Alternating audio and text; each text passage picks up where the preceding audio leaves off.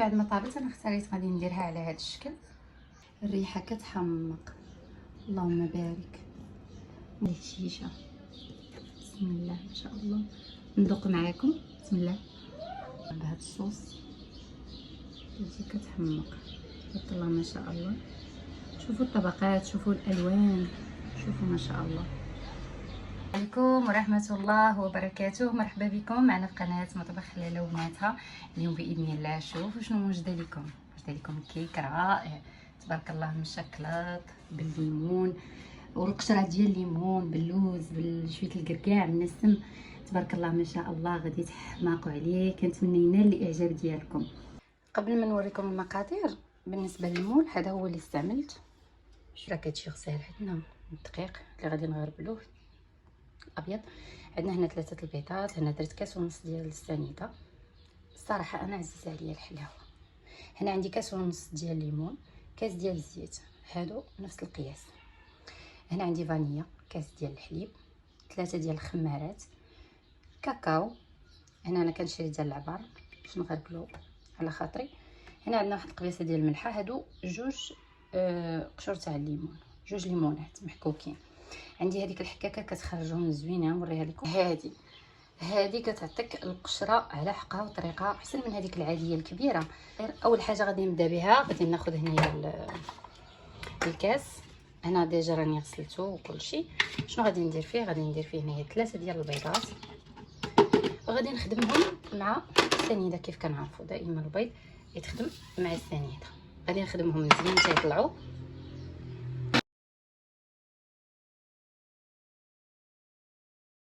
اضافه نسيتها، عندي هنايا واحد المعلقه ديال الخل، غادي نزيدها في هذا الكاس ديال الحليب، نخليهم يتفاعلوا.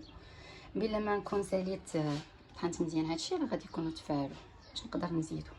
هنا راني درت الهاشوار، حيت الخلاط الكهربائي، درت الهاشوار على قبل باش مني ندير الدقيق ما لقاش مشكل. شفتوا كي كيولي وكيعطي داك اللون زوين كريمي. ها نتوما راه هذا هو السر ديال ان كل حاجه خصها تخدم مزيان. هنا من بعد ما طربوا ليا مزيان غادي نزيد واحد هذاك الكاس ديال الحليب. شوفوا راه كيفاش ولا، شفتوا؟ ها انتم شوفوا بحال بغيروب. هذا تا هو من بين الاسرار اللي غادي يخلي هذا الكيك يجي رائع. غادي نطربوه. بعدها غادي نضيف الزيت.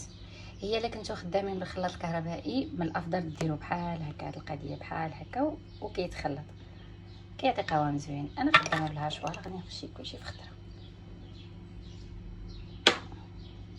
نخلطهم. من بعد غادي نضيف ممكن هاد ساشي د فاني تزيدوه في الاول مع السكر اللي حبيتو.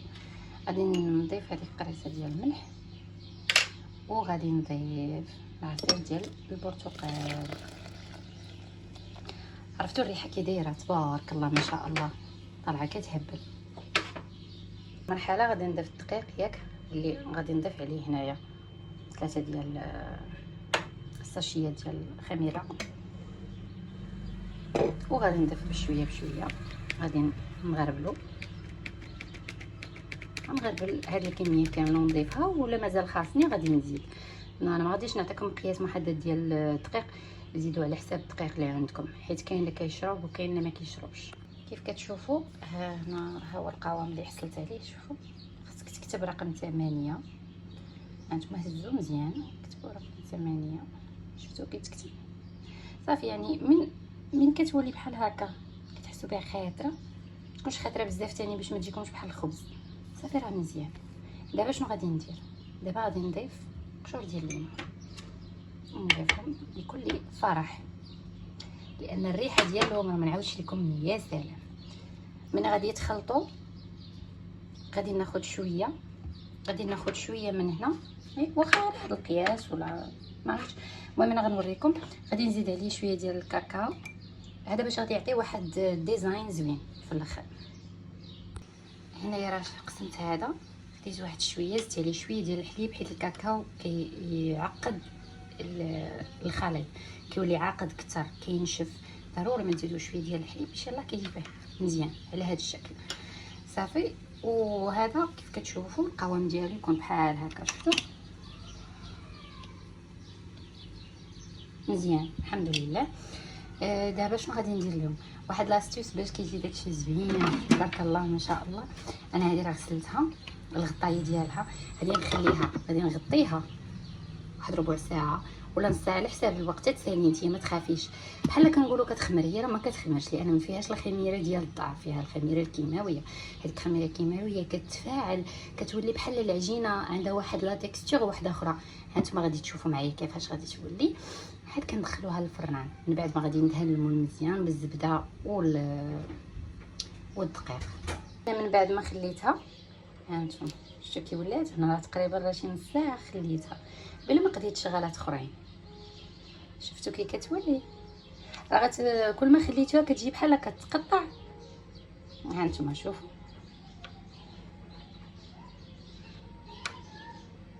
غتحسوا بها بحال تنفخات شويه. المهم هذا هو القوام مزيان. بالنسبه للطريقه نتوما ديروا عاشق، ديروا اللي بغيتو ولا معيلقه كل واحد اش كيقول لها. المهم انا غادي ندير هنايا واحد الشرطه هكا ياك حتى للفوق. غنكمل وانا معكم. كملت على هذا الشكل، درت هاد الدميعات. المهم انايا حيت جاني شويه خاطر زدت شويه ديال الحليب باش بحال هكا كنحط وكتهبط راسها. غادي نكمل دابا ونوريكم. لا غادي ندير واحد ديزاين بهذا الشيء اللي بقى هنا. سمحوا لي غير حيت شاده يد وحده ماشي مشكل. غادي نحاول نخوي الوسط.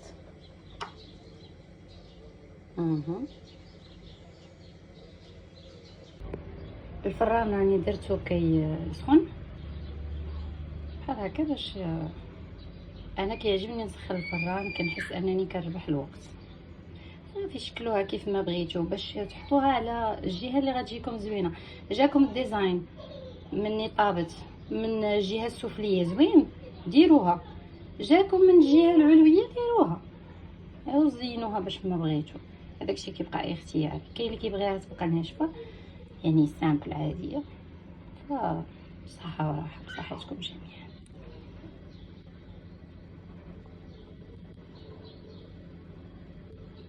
دخلها طيب انا كنشعل عليه من التحت فقط حتى كنبدا نشم الريحه ديالها، وكنقص ماشي كنقص على الحد، كنقص على الحد وكنزيد شوي.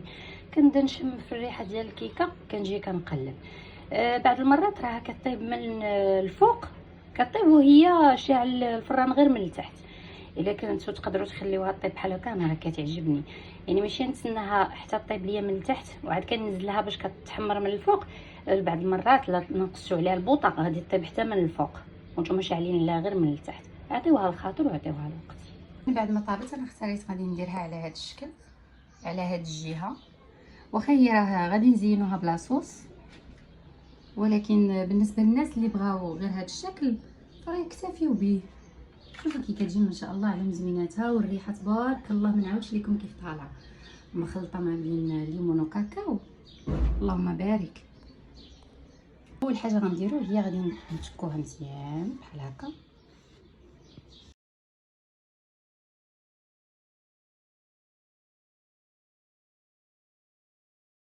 ما تكيتها مزيان غادي نسقيوها هنايا بلا صوص.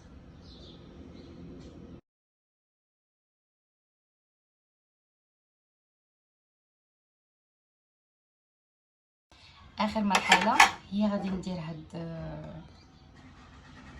هاد لاصوص اللي زدت عليه شويه ديال اللوز، شويه الكركاع، زيدوا اللي بغيتو، زيدوا اللي عندكم. المهم انا ما عطيتكمش مقادير لاصوص حيت كاين اللي غيبغي يخليها سامبل. بالنسبه للاصوص شنو درت فيها انا؟ درت فيها الشوكولا مع الحليب، ذوبتهم. غادي نبداو نزيد فيها الشوكولا مع الحليب حتى دابو مزيان. من بعد زدت عليهم الكاكاو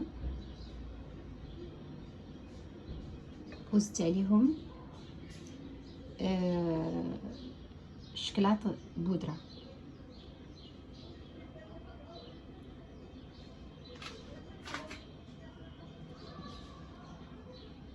زينوها كيف ما بغيتو، راه كتجي مشكلطه، كتجي عرفتو داك الخليط ولا المزيج ما بين الليمون.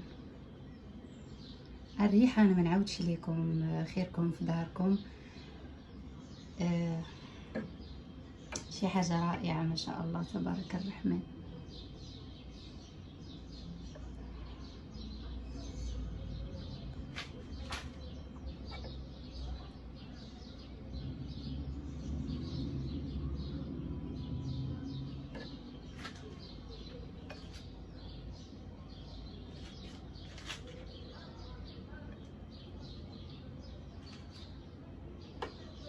هاد الصلصه كتجي رائعه، كتجي كتحمق. جربوها وردوا عليا اخبار، وبصحتكم وراحتكم. وهذا الشكل النهائي. مازال خاصو لمسه اخيره اللي غتكون في نظركم شنو هي. غتكون عباره عن قشور ديال الليمون، غادي نزينو بهم من هنا بشويه. يعني راه واحد اللي كيعطيو هما والشكلاط البيضاء.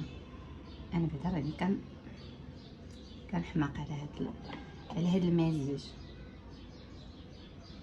سمحوا لي مع راه كنشوف الكيكه كنسى التليفون فين كنوجهو.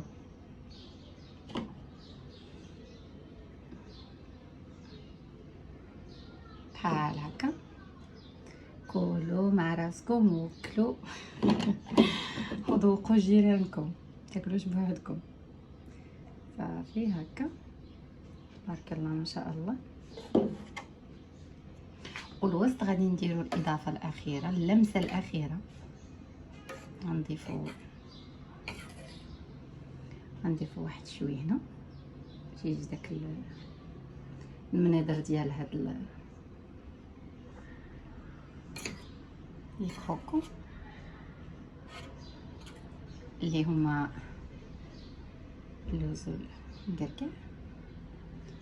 بصحتكم نبداو نزيدو نحطو واحد النقيطه هنا بالصحه والراحه.